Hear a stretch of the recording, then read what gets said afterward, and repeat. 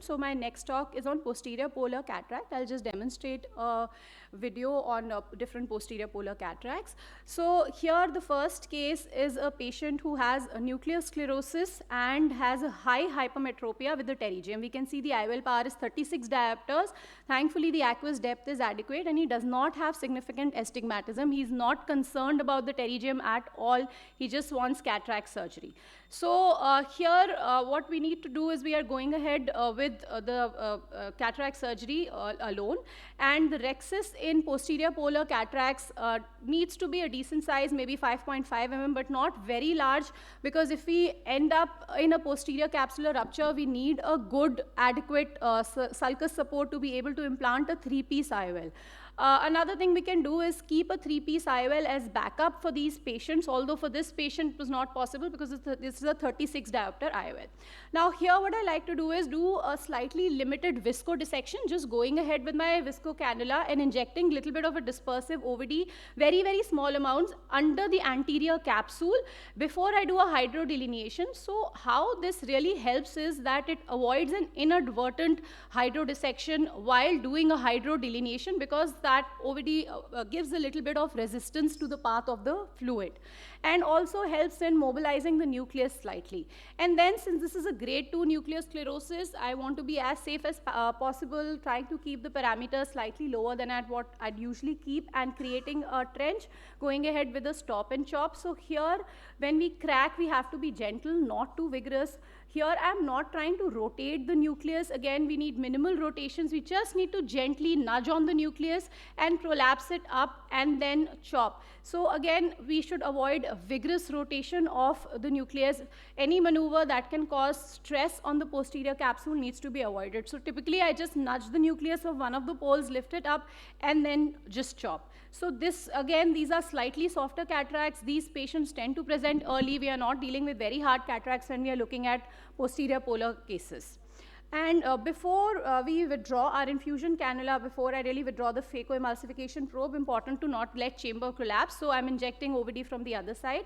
Another thing I like to do is that before I remove the epinucleus, I inject some dispersive OVD behind the epinucleus, and this helps in two ways. One is if there is a PCR, it tends to plug the PCR, gives me more safety, and also it helps in really prolapsing that epinucleus up. So these are the two ways in this technique really helps me. And again, as before I withdraw my irrigation, I am injecting OVD, and then thankfully this patient has an intact posterior capsule, and using a bimanual irrigation aspiration. Here if we see a few fibers which are really stuck in the center to the area where the posterior polar cataract is, we should avoid the temptation to try and polish it as much as possible, because these capsules can be extremely fragile and they can rupture even though everything has gone well. So here we implant a single piece hydrophobic IOL in the bag, and the case is done.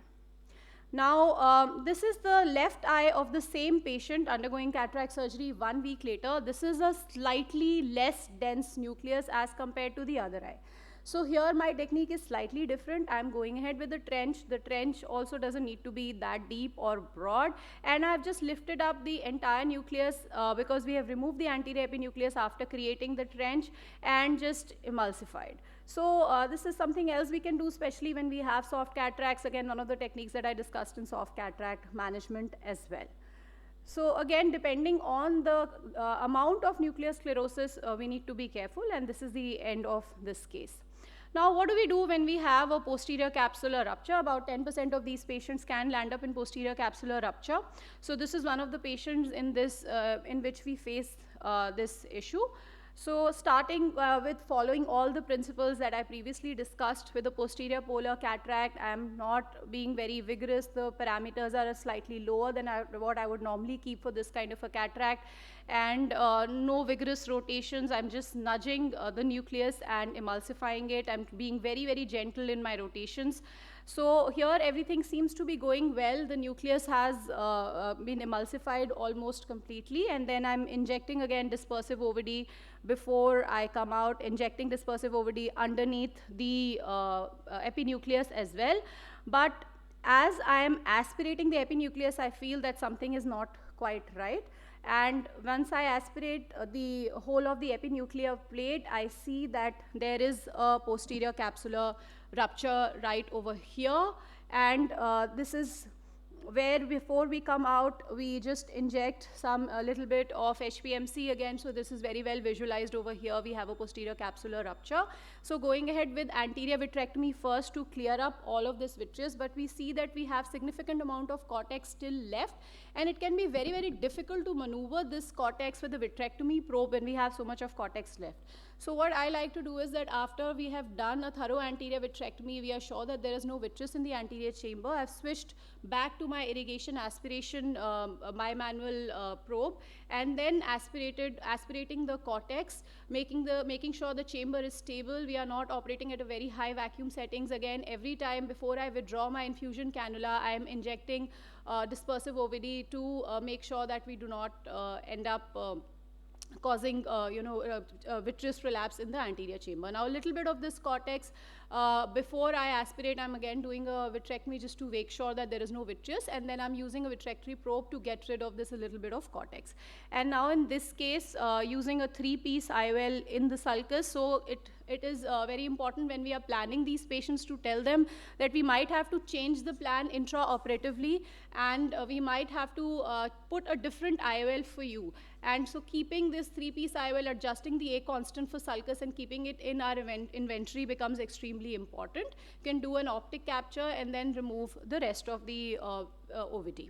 So just wanted to share a few of the cases and this kind of complications that we have encountered and my technique for posterior polar. Thank you.